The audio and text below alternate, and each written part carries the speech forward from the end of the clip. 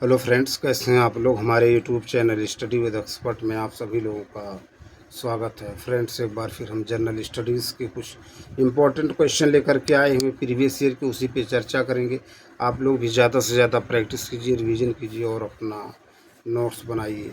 Revision ज़्यादा से ज़्यादा कीजिए। फ्रेंड्स, आज का जो टॉपिक है वो प्रीवियस ईयर के क्वेश्चन है, हिस्ट्री के इतिहास से संबंधित, उसी पे चर्चा करेंगे। तो चलिए टाइम को न वेस्ट करते हुए टॉपिक पे आते हैं। क्वेश्चन कह रहे हैं, वैदिक कर्मकांड में होता का संबंध है ऋग्वेद से, यजुर्वेद से, सामवेद से, अथर्ववेद। तो वैदिक कर्मकांड में होता का संबंध ऋग्वेद से है। इसकी व्याख्या देखते हैं। ऋग्वेद में कुल 10 मंडल, 1028 सूक्त तथा 10,552 ऋचाएँ हैं। ऐतरेय तथा कौशितकी ऋग्वेद के 2 ब्राह्मण ग्रंथ। ऋग्वेद के पुरोहित को होता कहा जाता था। इसके द्वितीय से सप्तमंडल, यही मंडल सबसे प्राचीन माने जाते हैं, को वंश मंडल कहा जाता है। प्रथम तथा दशम मंडल अर्वाचीन है। अगले प्रश्न पे चलते। ऋग्वेद में अघन्या का प्रयोग हुआ है। ऋग्वेद में अघन्या का प्रयोग हुआ है बकरी के लिए, गाय के लिए, हाथी के लिए, घोड़े के लिए। तो ऋग्वेद में अघन्या का प्रयोग हुआ है किसके लिए? गाय के लिए। ऋग्वेद में अघन्या का प्रयोग किसके लिए? गाय के लिए हुआ। इसकी व्याख्या देखते हैं। कह रहे वैदिक काल में गाय अघन्या न मारे जाने योग्य थी। गाय की हत्या अथवा उसे घायल करने वाले व्यक्ति के लिए मृत्यु दंड तथा देश निकाला की व्यवस्था वेदों में दी गई है। अगले प्रश्न पे चलते हैं। कह रहे जीविकोपार्जन हेतु वेद वेदांग पढ़ाने वाला अध्यापक कहलाता था।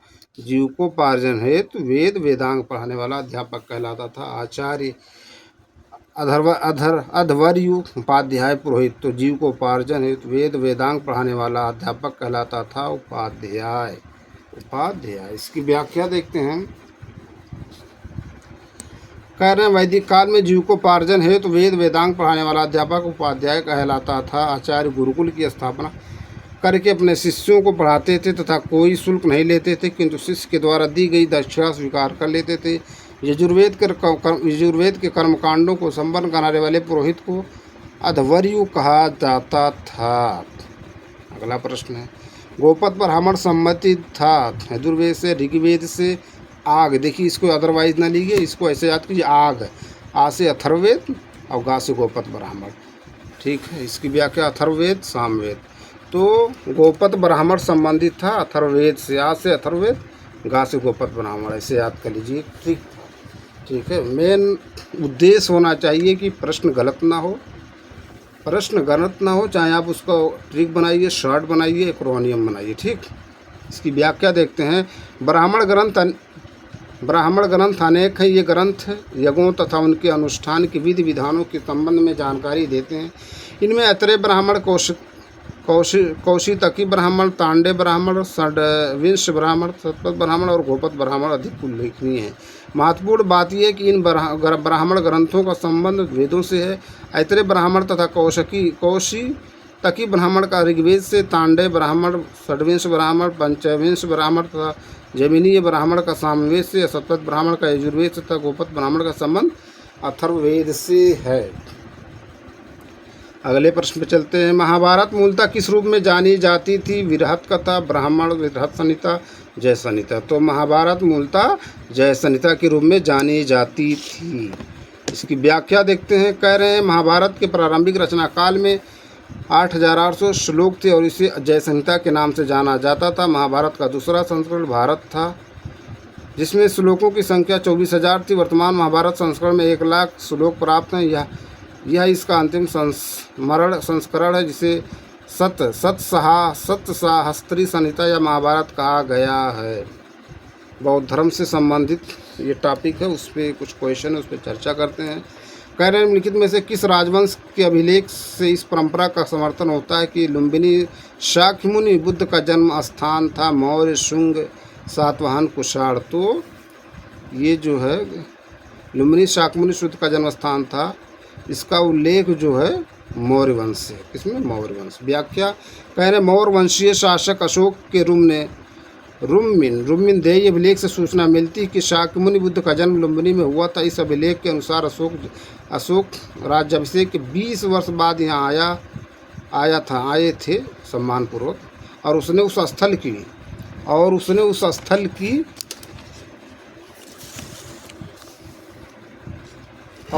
स्थल की पूजा की जहाँ शाक्यमुनि बुद्ध का जन्म हुआ था। साथ ही इस अभिलेख में लुम्बिनी बुद्ध का जन्म स्थल होने के कारण इसे कर में छूट प्रदान करने की घोषणा भी उल्लेख है।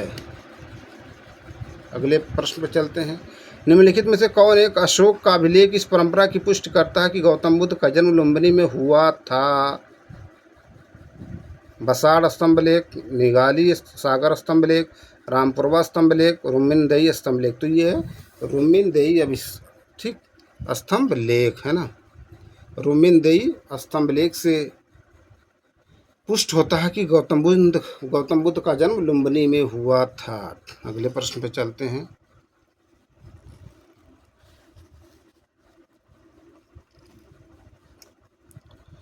कह रहे बौद्ध धर्म में त्रिरत्न का क्या अभिप्राय है? त्रिपिटक, बुद्ध, धम्म, संघ, शील, समाधि, संघ, सत्य, अहिंसा और व्रत। तो बौद्ध धर्म में त्रिरत्न का अभिप्राय है बुद्ध, धम्म, संघ भी ऑप्शन। व्याख्या। बुद्ध, धम्म एवं संघ बौद्ध धर्म के त्रिरत्न है। बुद्ध की मृत्यु के बाद उनकी शिक्षाओं को संकलित कर 3 भागों में बांटा गया है। इन्हीं को त्रिपिटक कहा जाता है, जो हैं विनय पिटक, सूत्र पिटक तथा अभिधम्म पिटक। अगले प्रश्न पर चलते हैं। बुद्ध कौशाम्बी किसके राज्यकाल में आए थे? शतानीक, उदयन, बोधि, निचक्षु। तो बुद्ध जो हो कौशाम्बी उदयन के शासनकाल में राज्यकाल में आए थे। व्याख्या। महात्मा बुद्ध वत्सराज उदयन के काल में कौशाम्बी आए थे। उदयन ने पिंडालो भारद्वाज के प्रभाव से बौद्ध बनने के बाद घोषिताराम विहार बौद्ध भिक्षु संघ को दान किया। अगले प्रश्न में चलते हैं। प्रथम बौद्ध परिषद का संचालन निम्नलिखित में से किस एक ने किया? आनंद, महाकश्यप, मोग्गलीपित्त, सुपाली। तो प्रथम बौद्ध परिषद का संचालन महाकश्यप ने किया। व्याख्या। कह रहे हैं प्रथम बौद्ध संगीत प्रथम बौद्ध परिषद बुद्ध की मृत्यु के तत्काल बाद राजगिरा की सप्तपर्णी गुफा में हुआ। इस समय मगध का शासक अजातशत्रु इस संगीत की अध्यक्षता महाकश्यप ने की थी तथा इसमें बुद्ध के प्रमुख शिष्य आनंद और उपाली भी उपस्थित थे। इसमें बुद्ध की शिक्षाओं का संकलन हुआ तथा उन्हें सुत्त और विनय नामक 2 पिटकों में विभाजित किया गया। आनंद तथा उपाली क्रमशः धर्म और विनय के प्रमाण माने जाते हैं। अगले प्रश्न पर चलते हैं। चतुर्थ बौद्ध संगीत परिषद हुई थी कनिष्क के शासनकाल में, अशोक के शासनकाल में, हर्षवर्धन के शासनकाल में, मेनांडर के शासनकाल में। तो चौथ बौद्ध संगीत परिषद हुई थी कनिष्क के शासनकाल में। व्याख्या। कह रहे हैं प्रथम बौद्ध संगीत बुद्ध की मृत्यु के तत्काल बाद मगध नरेश अजातशत्रु के कार्यकाल में राजगिरा अथवा राजगीर स्थित सप्तपर्णी गुफा में संपन्न हुई। द्वितीय बौद्ध संगीत का आयोजन कालाशोक के शासनकाल में बुद्ध की मृत्यु के 100 वर्ष बाद वैशाली में किया गया। तृतीय बौद्ध संगीत मौर्य सम्राट अशोक के शासनकाल में पाटलिपुत्र में हुई थी। मोग्गलीपुत्र वितिश इसके अध्यक्ष थे। चतुर्थ बौद्ध संगीत कनिष्क के शासनकाल में कुंडलवन कश्मीर में संपन्न हुआ। इसके अध्यक्ष वसुमित तथा उपाध्यक्ष अश्वघोष थे। अगले प्रश्न पर चलते हैं। द्वितीय बौद्ध समिति का आयोजन कहाँ हुआ था? द्वितीय बौद्ध समिति का राजगिरा, वैशाली, पाटलिपुत्र, काशी, वाराणसी। तो ये हुआ था वैशाली में। कहाँ? वैशाली। कुछ इम्पोर्टेंट पॉइंट दिए हुए उस पर चर्चा कर लेते हैं।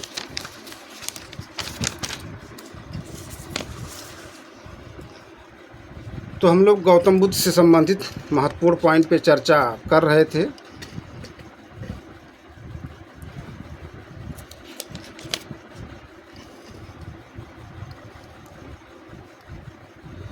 कह रहे हैं बौद्ध ग्रंथ कुशीनगर में 80 वर्ष की अवस्था में उन्होंने शरीर त्याग दिया। बौद्ध ग्रंथों में इसे महापरिनिर्वाण कहा जाता है। महाभिनिष्क्रमण के बाद ज्ञान की खोज में महात्मा बुद्ध आलार कालाम के आश्रम में पहुंचे तथा उनसे दीक्षा ली।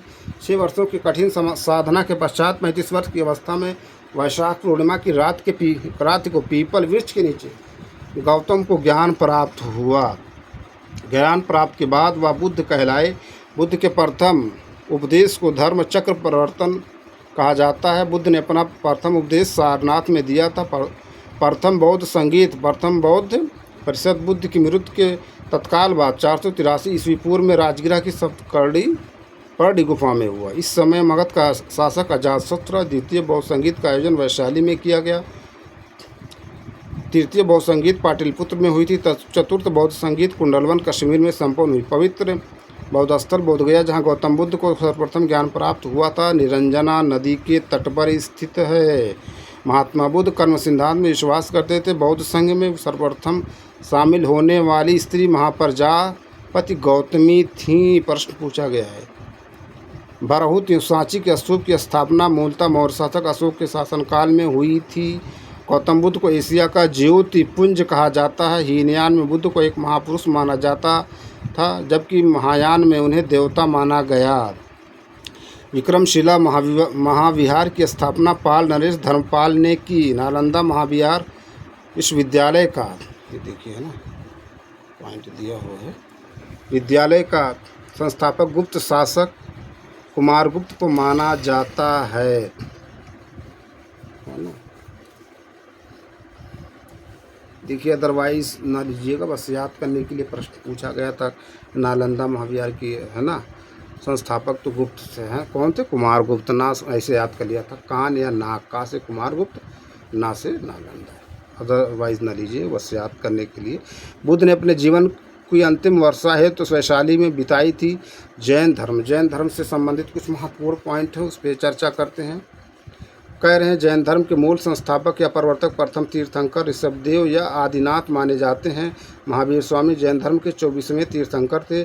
पार्श्वनाथ जैन धर्म के 23वें तीर्थंकर थे। महावीर स्वामी का जन्म कुंडग्राम या कुंडल पूर्व में वैशाली के निकट लगभग 599 ईस्वी पूर्व में हुआ था। इनकी माता का नाम त्रिशला वैशाली के लिच्छवी गणराज्य की प्रमुख चेटक की बहन थी तथा पिता सिद्धार्थ यात्रिक क्षत्रियों के संघ के प्रधान थे। 72 वर्ष की आयु में राजगीर के समीप स्थित पावापुरी नामक स्थान पर उन्होंने शरीर त्याग दिया। जैन धर्म में पूर्ण ज्ञान के लिए कैवल्य शब्द का प्रयोग किया गया है। महावीर स्वामी को 12 वर्षों की कठोर तपस्या तथा साधना के पश्चात जिरंभिक ग्राम के समीप ऋजुपालिका नदी के तट पर साल वृक्ष के नीचे कैवल्य पूर्ण ज्ञान प्राप्त हुआ। तत्पश्चात वह केवलिन कहलाए। जैन धर्म में मोक्ष के लिए 3 साधन आवश्यक बताए गए हैं: सम्यक दर्शन, सम्यक चरित्र, सम्यक ज्ञान। इन तीनों को जैन धर्म में त्रिरत्न की संज्ञा दी गई है। जैन धर्म में 5 महाव्रत अहिंसा, सत्य, ब्रह्मचार्य, अस्तेय और परिग्रह की व्यवस्था की गई। चंद्रगुप्त मौर्य के शासनकाल में पाटलिपुत्र में प्रथम जैन संगीत आयोजित की गई थी। अशोक तथा उसके पौत्र दशरथ के समय में बराबर तथा नागार्जुनी पहाड़ियों को काटकर आजीवक संप्रदाय के अनुयायियों के लिए आवास बनाए गए थे। अब शैव भागवत धर्म से संबंधित कुछ पॉइंट हैं। प्राचीन काल में अर्धनारीश्वर के रूप में विष्णु की कल्पना की गई, जो पुरुष योग, प्रकृति अथवा देव और उसकी शक्ति के योग को दर्शाता है। देख लीजिए, है ना।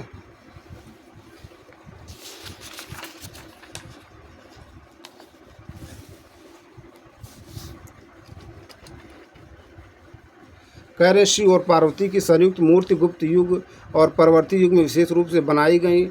पुराणों के अनुसार पाशुपत संप्रदाय की स्थापना लकुलीश नामक ब्रह्मचारी ने की थी। लकुलीश को शिव का अवतार मानते हैं। कापालिक शैव धर्म का दूसरा प्रमुख संप्रदाय है। इसके उपासक भैरव को शिव का अवतार मानकर उपासना करते थे। श्रीशैल नामक स्थान पर इनका प्रमुख केंद्र था। दक्षिण भारत में भगवान विष्णु की उपासना करने वाले विष्णु भक्त आलवार और शिव की उपासना करने वाले शिव भक्त नयनार कहलाए। अधिकांश गुप्त शासक परम भागवत की उपाधि धारण करते थे। परंपरानुसार भागवत धर्म के प्रवर्तक वृष्णवंशी कृष्ण थे, जिन्हें वसुदेव का पुत्र होने के कारण वासुदेव कृष्ण भी कहा जाता है। छांदोग्य उपनिषद में उन्हें देवकी पुत्र कहा गया और घोर अंगिरस का शिष्य बताया गया है। कृष्ण के भाई बलराम को हलधर के नाम से भी जाना जाता है। भागवत धर्म से संबंध प्रथम उपलब्ध प्रस्तर स्मारक विदिशा वेशनगर का गरुड़ स्तंभ है। 6ठी शताब्दी ईस्वी पूर्व का राजनीतिक दशा कह रहे हैं बौद्ध ग्रंथ अंगुत्तर निकाय में 6ठी शताब्दी ईस्वी पूर्व के 16 महाजनपदों की सूचना मिलती है, जो इस प्रकार अंग, मगध, काशी, कोसल, वज्जी, मल्ल, चेद, वत्स, कुरु, पांचाल, मत्स्य, सूरसेन, अस्मक, अवंती, गांधार और कम्बोज। जैन ग्रंथ भागवती सूत्र में भी 16 महाजनपदों की सूची मिलती है। भारत के प्राचीनतम प्राप्त सिक्के आहत सिक्के या पंचमार्क सिक्के थे, जो चांदी के बने होते थे। पर सेनजीत कौशल का यूं अजातशत्रु मगध का शासक था। मत्स्य महाजनपद राजस्थान प्रांत के जयपुर, देख लीजिए पॉइंट,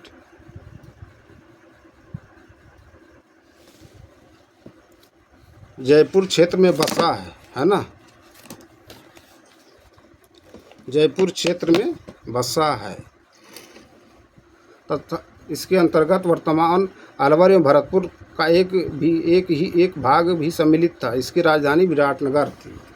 कह रहे हैं गंगा या सोन नदी के संगम पर स्थित पाटली ग्राम में अजातशत्रु द्वारा दुर्ग का निर्माण कराया गया। बाद में उसके पुत्र उदयन ने पाटलिपुत्र को अपनी राजधानी बनाई। उदयन ने मगध साम्राज्य की राजधानी राजगिरा से पाटलिपुत्र स्थानांतरित की। मौर्यों के समय पाटलिपुत्र बौद्धों का एक बड़ा केंद्र बन गया। उदयन वासव दत्ता की दंत कथा उज्जैन से संबंधित मगध साम्राज्य की महत्ता का वास्तविक संस्थापक बिंबिसार लगभग 544 से 492 ईस्वी पूर्व था। गौतम बुद्ध के समय प्रसिद्ध वैद्य जीवक बिंबिसार के दरबार से संबंधित था।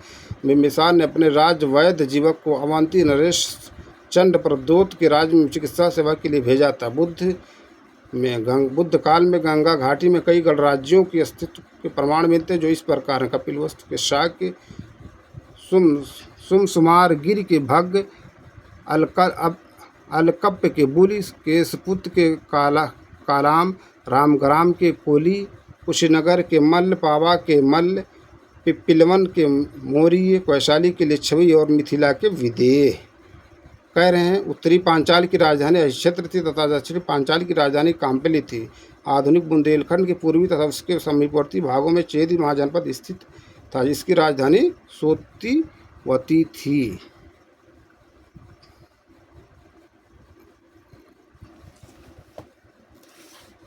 ये कुछ इम्पोर्टेंट पॉइंट थे जिस पे हम चर्चा कर रहे हैं। कुछ और प्रीवियस ईयर के क्वेश्चन उस पर चर्चा कर लेते हैं।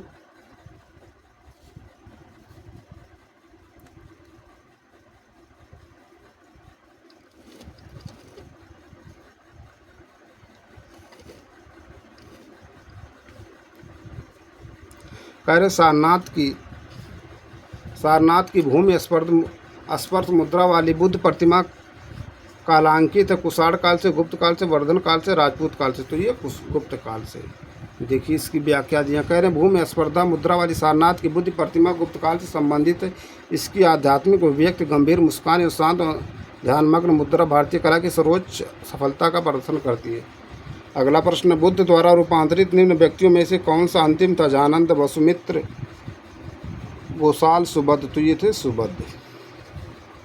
कह रहे सुबद्ध वह अंतिम व्यक्ति था जिसके बुद्ध ने बौद्ध धर्म में रूपांतरित किया था।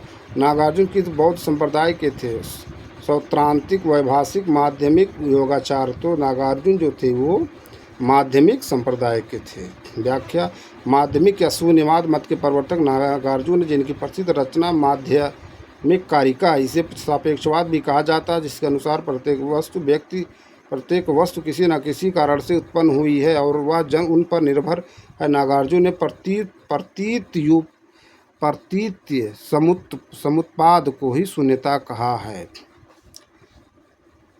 अगले प्रश्न में चलते करें। निम्नलिखित कथनों पर विचार करें। चैत्य तथा विहार के में क्या अंतर है, इन्हें चुने। विहार पूजा का स्थल होता है जबकि चैत्य बौद्ध भिक्षुओं का निवास स्थल है। चैत्य पूजा स्थल होता है जबकि विहार निवास स्थान है। कहने दोनों में विशेषता कोई अंतर नहीं। चौथा है विहार एवं चैत्य दोनों ही निवास स्थान के रूप में प्रयोग हो सकते हैं। तो इसमें बी ऑप्शन है। व्याख्या करें। चैत्य का शाब्दिक अर्थ चिता संबंधी। सहुदाह के पश्चात बचे हुए अवशेषों के भूमि में गाड़ कर उनके ऊपर जो समाधियां बनाई गई उन्हें कोई प्रारंभ में चैत्य या स्तूप कहा गया। इन समाधियों में महापुरुषों के धातु अवशेष सुरक्षित थे, अतः चैत्य में उपासना के केंद्र बन गए। कालांतर में बौद्धों ने यही अपनी उपासना का केंद्र बना लिया। चैत्य गिरोहों के समीप ही भिक्षुओं के रहने के लिए आवास बनाए गए, जिन्हें विहार कहा गया। अगला प्रश्न है। कह रहे सप्तपड़ी गुफा स्थित है सांची में, नालंदा में, राजगिरा में, पावापुरी में। तो सप्तपड़ी गुफा जो वो राजगिरा में है। राजगिरा है ना, राजगीर है। राजगिरा बिहार के नालंदा में जिले में स्थित एक शहर। राजगीर की वैभरा पहाड़ियों पर सतपड़ी गुफा स्थित है। अगले प्रश्न पर चलते हैं। कह रहे हैं हीनयान अवस्था का विशालतम एवं सर्वाधिक विकसित शैलकीर्त चैत्यगिरा स्थित है। पीतलखोरा में, जुन्नार में, कार्ले में, वेडसा में। तो हीनयान अवस्था का विशालतम एवं सर्वाधिक विकसित शैलकीर्त चैत्यगिरा जुन्नार में है। देखिए, कह रहे हीनयान अवस्था का विशालतम एवं सर्वाधिक विकसित शैलगिरा चैत्यगिरा कार्ले में स्थित, यह महाराष्ट्र राज्य में स्थित। अगला प्रश्न, वल्लभी विश्वविद्यालय स्थित था बिहार में, उत्तर प्रदेश में, बंगाल में, गुजरात में। तो वल्लभी विश्वविद्यालय था वो गुजरात में था। कहाँ? गुजरात में स्थित था।